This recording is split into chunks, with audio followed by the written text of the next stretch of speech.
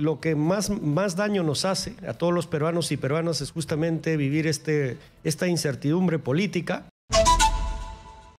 Estamos ya con el gobernador de Piura, Servando García, que está en el set anexo acá de Exitosa, y que tiene una postura con respecto al debate político que está, no sé, envenenando el ambiente de una manera asfixiante y que está afectando, como todos somos testigos, seriamente la economía. El gobernador, muy buenos días. Hola, ¿cómo le va, señor Nicolás Lucar? Un gusto saludarlo a nombre del gobierno regional de Piura y obviamente su linda gente que, como usted sabe, Piura para nosotros es la síntesis del Perú. Un gusto saludarlo. Gobernador, ustedes han tenido reuniones con el gabinete, con el presidente, ustedes han tenido reuniones de los asociación de gobernadores regionales, incluso han emitido un comunicado con respecto al tema de las acusaciones de corrupción contra los gobernadores regionales. Pero para empezar, ¿cuál es la posición de ustedes sobre el tema del voto de confianza? Que sorprendentemente se ha postergado. Esto es una agonía, ¿no? 10 días de agonía, ¿no? Hasta el 4, hasta la próxima semana. ¿Qué piensan ustedes sobre esto? ¿Qué es lo que han discutido en la Asociación de Gobernadores Regionales? Sí, mire, en principio lo que nosotros como gobernadores regionales velamos es por la estabilidad del país. Entonces, lo que más daño nos hace a todos los peruanos y peruanas es justamente vivir esta incertidumbre política y el tema de que durante estos últimos años hemos venido de crisis en crisis, ¿no? Confrontación entre el Ejecutivo, Legislativo. Yo creo que eso no es bueno para ningún peruano, ¿no? Entonces, en esa línea nosotros como gobierno, como gobernadores regionales, velamos porque nuestro país cada día tenga más armonía, más articulación, y por eso es que hacemos un llamado y desde la Asamblea se ha hecho, y a nombre también del Gobierno Regional de Piura, para que esta confrontación entre el Ejecutivo y el Legislativo cese y sobre todo velemos por los intereses de los peruanos y peruanas. Mire usted, el dólar unas veces sube, otras veces baja y en fin, estamos en un clima político bastante inestable. Y considero pues de que tenemos que tener la madurez de poder dar esa confianza que requiere el país, no mirando personas, sino mirando el bienestar de todo el país en su conjunto. Yo creo que eso es lo que nosotros buscamos desde el interior de las regiones y lo que hacemos un llamado es a la madurez política y sobre todo a buscar este proceso de articulación y actuar con madurez y poniendo por encima los intereses de nuestro querido Perú. Ahora, el tema, gobernador, es que tenemos por un lado posiciones que no solamente involucran a sectores de la clase política, sino del mundo empresarial, que están de una manera activa trabajando por la vacancia presidencial. Entonces, si tú tienes en la cabeza la vacancia presidencial y que hay que vacar a Castillo y sacarlo del gobierno, digamos, todo lo demás pasa a segundo plano. Pero ¿qué le dirían ustedes a este sector de la clase política que dice si tuvieran 87 votos lo vacan? O estos grupos de empresarios que se reúnen e incluso recaudan fondos para promover un clima favorable a la vacancia presidencial. Mire, yo creo que siempre va a existir grupos interesados en generar cierto clima de inestabilidad. Pero también el grueso de la población lo que requerimos es avanzar como país.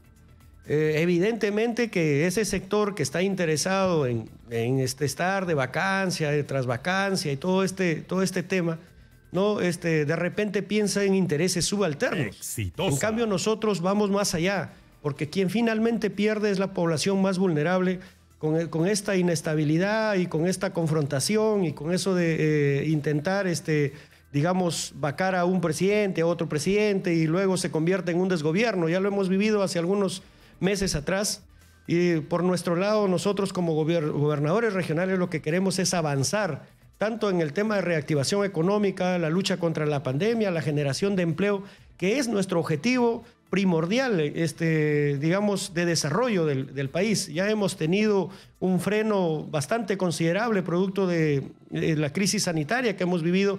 Y ahora lo que la población pide es que se reactive cuanto antes y se genere empleo porque lo que quiere pues es una oportunidad de trabajar. Entonces, como yo le digo, siempre van a haber grupos distractores porque bueno, a veces las líneas políticas de repente no le gustan a determinado sector, pero acá lo que estamos llamados es justamente a generar consensos, y en esa línea yo creo que tiene que ir tanto el gobierno como el Congreso de la República y los actores políticos y obviamente la prensa, como ustedes saben, son el cuarto poder. De igual manera, no tener la madurez y la responsabilidad de velar porque el Perú es más con sus problemas y que los peruanos y peruanas necesitamos avanzar y ya no vivir de crisis en crisis, que lo único que genera pues es desempleo, inestabilidad, y mire usted cómo hemos acabado producto de la lucha contra la pandemia también. Ahora, usted habla, gobernador, de consenso, pero esto no va a ser posible si un lado, el extremo de la política y del mundo empresarial peruano, no renuncia a la obsesión por la vacancia de Pedro Castillo, pero en el otro lado hay el tema de quienes promueven la Asamblea Constituyente como una tarea urgente e inmediata. Entonces eso también, polariza, ¿no? O sea, porque es evidente que hay que hacer cambios en la Constitución, ¿no es cierto? Pero, definitivamente, mire, para poder llegar a consensos se tiene que declinar de alguna manera a ciertas, digamos, a ciertas peticiones que se tenían o a ciertos apetitos, si se quiere llamar de esa manera. O sea, tenemos que ser capaces de deponer determinadas cosas que por ahora consideramos que podrían esperar un determinado momento y posteriormente ya volverlas a reagendar. Pero aquí lo importante es poner el interés del país por encima de todo, y creo que eso lo hemos perdido, en todo caso en algún sector se ha perdido, y más se está viendo en el tema personal, que es lo que finalmente nos está originando toda esta serie de problemas. Mire, desde ya, como usted claramente lo ha dicho, el hecho de retrasar el tema de la confianza ya es un problema para nuestro país, y eso genera un clima inestable que finalmente, pues, digamos, la población que más lo sufre es la población que menos tiene. Ahora, gobernador, ¿qué van a hacer ustedes con el tema del reinicio de las clases presenciales? Porque en el caso de Cajamarca, el gobernador Mesías Guevara ha anunciado que a partir del 1 de noviembre, es decir, la próxima semana en su región, las clases presenciales se van a realizar en todos aquellos colegios que cumplan con los protocolos que exige el Ministerio de Salud y donde se supervise que estos protocolos realmente se están cumpliendo. Pero Elvis Bonifaz, que es director regional de educación en Piura, ha dicho que esto en Piura no es posible, ¿no? Y que va a haber que esperar hasta 2022. Mire, yo creo que ha habido una, digamos, aparente mala interpretación, ¿no? Por parte de a las palabras que ha dado nuestro director regional de educación. Lo que nosotros tenemos en claro desde el gobierno regional es que para poder iniciar las clases hay que tener los informes técnicos correspondientes que nos den la garantía de que de alguna manera estamos ya en las posibilidades de poder empezar las clases. O sea, y estos dos entes técnicos es, por un lado, la Dirección Regional de Salud, y su ente superior y el que prácticamente está por encima de todos a nivel nacional es el Ministerio de Salud. Entonces, nosotros en esa línea estamos orientados a que nos dé la parte técnica, la opinión favorable, y de inmediato también nosotros ponernos a trabajar para ver el reinicio de clases. ¿Y esto cuándo se va a dar? Depende justamente de la emisión de estos informes, que nos digan si las condiciones están dadas pues de aquí para este siguiente mes. Definitivamente se podrá hacer, y si no, tendremos que hacerlo en marzo. O sea, pero queremos eso, queremos un informe técnico que nos avale y nos permita decir que no vamos a exponer a la población a un tema de contagio masivo, digamos, y claro, que por otro lado también nosotros nos interesa velar por el tema educativo. Entonces, claro, en esa línea hemos consensuado. El problema es que eso no se va a lograr simultáneamente, es decir, lo que va a ocurrir y lo que está ocurriendo es que en algunas zonas en particular donde la pandemia se puede decir que está bajo control, de la mayor parte de la población está vacunada, ¿no es cierto? Y donde se respeten los protocolos, las clases se pueden iniciar, es más, se han reiniciado, ¿no? Mire entonces, en algunos lugares sí se va a poder, en otros no. Entonces, no, porque yo entiendo el mensaje de Mesías Guevara. Él dice, lo vamos a, porque eso es más o menos en resumen lo que él dice, vamos a reiniciar las clases ahí donde sea posible, ¿no? No, mire, por eso le digo, para eso se necesita un diagnóstico. Yo soy médico de profesión, entonces tiene que valorar el tema de vacunación, cómo va. Hasta ahora, digamos, todavía no se ha empezado el proceso de vacunación de 12 a 18 años. ¿no? Tiene que valorar también el porcentaje de avance de vacuna en la región donde se va a iniciar o en la determinada provincia o distrito. Son temas importantes. Hay que valorar el nivel de contagio de esta nueva cepa, la cepa Delta, que ya la tenemos acá en nuestro país, y el índice de contagio que se está generando. Entonces, hay una serie de temas técnicos que yo sí los pongo en consideración porque en mi calidad de médico y gobernador no quisiera exponer a población que finalmente va a acabar saturándonos los centros, los hospitales o establecimientos de salud, ¿no? Eso yo creo que hay que velar por eso, ¿no? Nos escriben desde Piura con dos preguntas. Sí. ¿Cuándo van a habilitar el estadio Miguel Grau y cuándo le van a pagar la deuda que hay pendiente con algunos trabajadores del sector salud? Ya mire, las deudas, primero empezamos por la parte 2.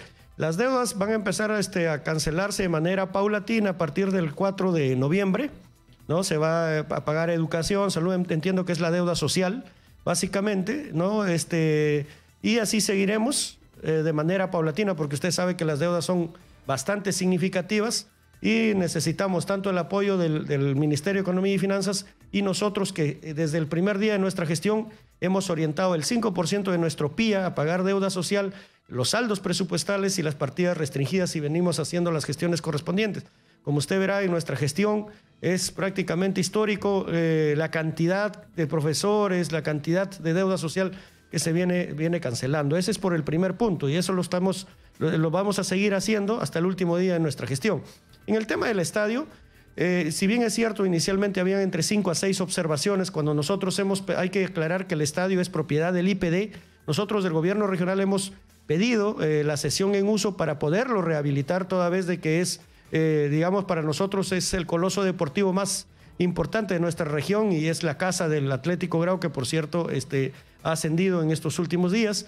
Entonces, cuando nosotros llegamos a intervenir este estadio, solamente eran esas las observaciones, pero ahora, producto de que ya se ha realizado la propia intervención, tenemos dos niveles. Un nivel que ya tiene más de 60 años de construcción, que es el antiguo, porque nuestro estadio tenía capacidad para unas 8,000 personas allá antes del 2004 y después se amplió a una capacidad de 25,000 personas. Entonces, el anillo inferior ya tiene más de 60 años, entonces prácticamente ya no reúne las condiciones. Ya tenemos los informes de Diamantina, tenemos los informes técnicos correspondientes que tiene que ser demolido. Entonces, no vamos a ser irresponsables de levantar las 5 o 6 observaciones para que finalmente el estadio no funcione, no se pueda abrir. Entonces, lo que tenemos que hacer es dar mayor presupuesto, demoler esta parte que ya cumplió su ciclo y que producto del sismo incluso también ha sido afectado, para que el estadio, a pesar de los meses que se necesiten establecer, logre su objetivo, que es albergar a los equipos del fútbol de la región y en especial al Atlético Grau,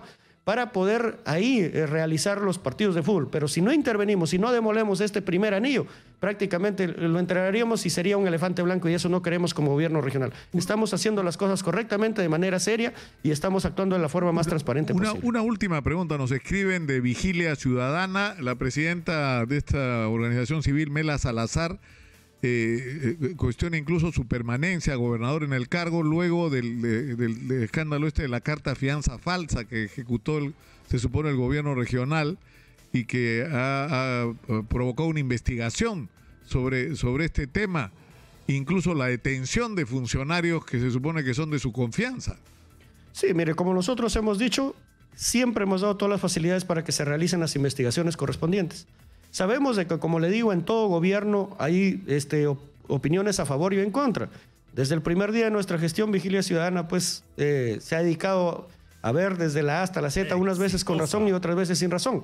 Pero no es un tema de cuestionamiento de ellos, sino por nuestro lado, como gobierno regional, hemos aperturado las puertas para que se realicen todas las investigaciones. Piura es la primera región en firmar un acuerdo por la transparencia y la lucha contra la corrupción con USAID, que lo acabamos de lanzar hace más o menos, será unas 3 semanas atrás, para poder actuar de la mayor forma garantizando la transparencia en todos los procesos. Y no solamente nos hemos quedado ahí, sino que en unas semanas más vamos a estar también instalando el sistema antisoborno, porque no solamente la lucha contra la corrupción tiene que ser de palabras, sino de acción. Yo le digo, mal se hace cuando se palmetea el pecho, pero no se hace nada en favor de ella. Por eso es que nosotros hemos pedido incluso a la Contraloría para que haga el control concurrente, y obviamente eso de alguna manera va a garantizar mayor transparencia en los procesos. Pero eso es básicamente lo que nosotros queremos, lo que nosotros necesitamos. De ahí que haya malas intenciones son grupos que, como le digo, usted ve ahora en el gobierno nacional, grupos a favor, grupos en contra, opiniones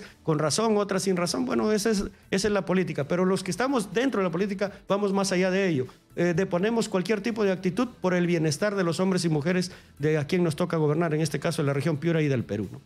Gobernador, le agradezco mucho por esta conversación, ha sido usted muy gentil. Servando García, muchísimas gracias de Piura, ustedes. ha estado con nosotros. Muy buenos días.